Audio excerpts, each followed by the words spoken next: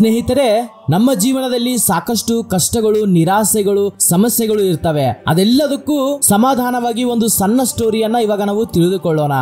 ಒಬ್ಬ ಯುವಕ ತನ್ನ ಗುರುಗಳ ಹತ್ತಿರ ಹೋಗಿ, ಗುರುಗಳೇ, ನನ್ನ ಜೀವನವೆಲ್ಲ ಸಮಸ್ಯೆಗಳಿಂದ ತುಂಬಿದೆ. ಈ ಜೀವನದಲ್ಲಿ ಬಾಳೋದಕ್ಕೆ ನನ್ನಿಂದ ಆಗ್ತಿಲ್ಲ. ದಯವಿಟ್ಟು ನನ್ನ ಸಮಸ್ಯೆಗಳನ್ನ ಪರಿಹರಿಸುವ ಮಾರ್ಗವನ್ನ ತೋರಿಸಿ ಅಂತ ಆ ಯುವಕ ಗುರುಗಳನ್ನ ಕೇಳ್ತಾನೆ.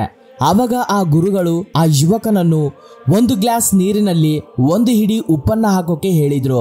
ಆ ಯುವಕನು ಗುರುಗಳು ಹೇಳಿದ ಹಾಗೆ ಒಂದು ಗ್ಲಾಸ್ ನೀರಿನಲ್ಲಿ ಒಂದು ಹಿಡಿ ಉಪ್ಪನ್ನ ಹಾಕಿದ. ನಂತರ ಗುರುಗಳು ಯುವಕನಿಗೆ ಆ ನೀರನ್ನ ಕುಡಿ ಅಂತ ಹೇಳಿದರು.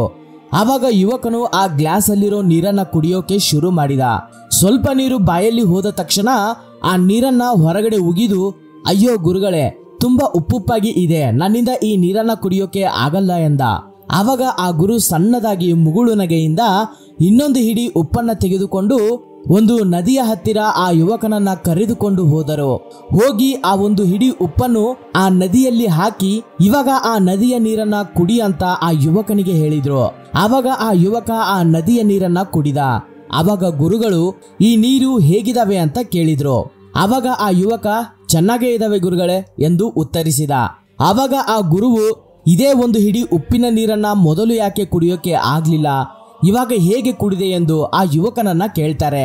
ಆವಾಗ ಆ ಯುವಕ, ಮೊದಲು ಇದ್ದಿದ್ದು ಕೇವಲ ಒಂದು ಗ್ಲಾಸ್ ನೀರು ಮಾತ್ರ, ಅಂದ್ರೆ ಸ್ವಲ್ಪ ನೀರು ಮಾತ್ರ ಅಲ್ವಾ, ಅದಕ್ಕೆ ನನ್ನಿಂದ ಆ ಉಪ್ಪಿನ ನೀರನ್ನ ಕುಡಿಯೋಕೆ ಆಗ್ಲಿಲ್ಲ ಗುರುಗಳೇ ಅಂತ ಹೇಳ್ದ. ಆದ್ರೆ ಇದು ನದಿ, ತುಂಬಾ ನೀರು ಇದೆ, ಹಾಗೂ ಈ ನೀರು ಹರಿದು ಹೋಗುತ್ತಿದೆ. ಒಂದು ಹಿಡಿ ಉಪ್ಪನ್ನ ಇದರಲ್ಲಿ ಹಾಕಿದ್ರೆ ಆ ಉಪ್ಪಿನ ಅಂಶ ಆ ನೀರಿನಲ್ಲಿ ಹೇಗೆ ಇರುತ್ತದೆ, ಅದಕ್ಕೆ ಈ ನೀರನ್ನ ಕುಡಿಯೋಕೆ ಸಾಧ್ಯ ಆಯಿತು ಗುರುಗಳೇ ಎಂದು ಉತ್ತರಿಸಿದ. ಯುವಕನ ಉತ್ತರದಿಂದ ಗುರುಗಳು ನಕ್ಕು, ಮಗು, ನಮಗೆ ಇರುವ ಸಮಸ್ಯೆಗಳು ಕೂಡ ಒಂದು ಹಿಡಿ ಉಪ್ಪಿನ ರೀತಿ. ಅವು ಗ್ಲಾಸಿನಲ್ಲಾದ್ರೂ ಒಂದು ಹಿಡಿನೇ, ನದಿಯಲ್ಲಾದ್ರೂ ಕೂಡ ಒಂದು ಹಿಡಿನೇ. ಆದ್ರೆ ನಿನ್ನ ಜೀವನವನ್ನ ಗ್ಲಾಸ್ನ ರೀತಿ ಇಟ್ಕೋತೀಯಾ ಅಥವಾ ನದಿಯ ಹಾಗೆ ಇಟ್ಕೊಳ್ತೀಯಾ ಅನ್ನೋದು ಮಾತ್ರ ನೀನೇ ನಿರ್ಧಾರ ಮಾಡ್ಕೋಬೇಕು.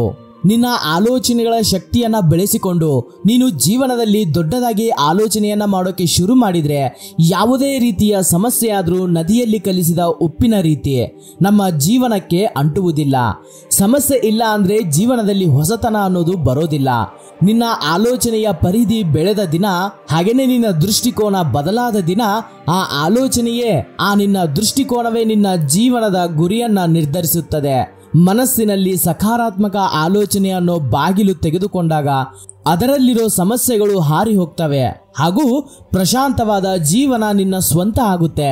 ನಿನ್ನ ಆಲೋಚನೆಯ ವಿಧಾನ ಗ್ಲಾಸಿನಲ್ಲಿರುವ ನೀರಿನ ರೀತಿ ಇರಬೇಕಾ ಅಥವಾ ಹರಿಯುವ ನದಿಯ ಹಾಗೆ ಇರಬೇಕಾ ಅನ್ನೋ ನಿರ್ಧಾರ ನಿನ್ನದೇ. ನಿರಂತರ ನಿನ್ನ ಸಮಸ್ಯೆಗಳ ಬಗ್ಗೆ ಆಲೋಚಿಸಬೇಡ. ನಿನ್ನ ಸಕಾರಾತ್ಮಕ ಆಲೋಚನೆಗಳಿಂದ ಆ ಸಮಸ್ಯೆಗಳನ್ನ ಪರಿಹರಿಸು.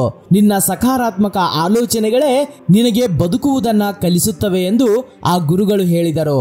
ಆವಾಗ ಆ ಯುವಕನು ತನ್ನ ಗುರುಗಳಿಗೆ ಧನ್ಯವಾದಗಳನ್ನ ತಿಳಿಸಿ ತನ್ನ ಜೀವನವನ್ನು ಆನಂದಮಯವಾಗಿ ಮಾಡಿಕೊಂಡನು. ಸೊ ಇದು ಸ್ನೇಹಿತರೆ ಇವತ್ತಿನ ವಿಡಿಯೋ. ಈ ವಿಡಿಯೋದಲ್ಲಿ ತುಂಬಾ ಅರ್ಥ ಇದೆ. ಈ ವಿಡಿಯೋದಲ್ಲಿ ಹೇಳಿರೋದನ್ನ ಮತ್ತೆ ಇನ್ನೊಂದ್ಸರಿ ಕೇಳಿ ನಿಮ್ಮ ಜೀವನದಲ್ಲಿ ಅಳವಡಿಸಿಕೊಳ್ಳಿ ಅಂತ ಹೇಳ್ತಾ ಇವತ್ತಿನ ಈ ವಿಡಿಯೋವನ್ನ ಮುಗಿಸ್ತಾ ಇದ್ದೀನಿ. Thank you for watching this video. Jai Hind.